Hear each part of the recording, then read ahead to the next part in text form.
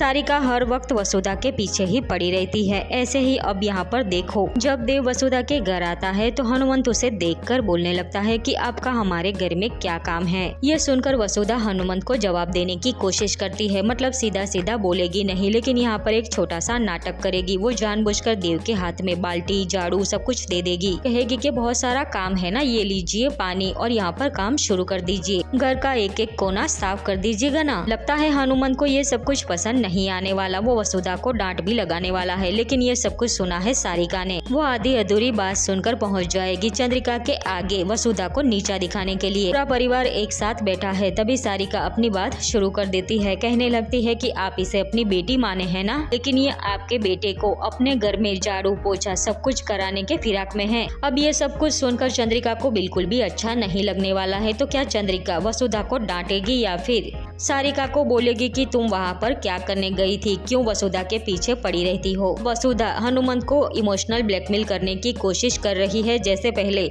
चंद्रिका के साथ हो चुका है।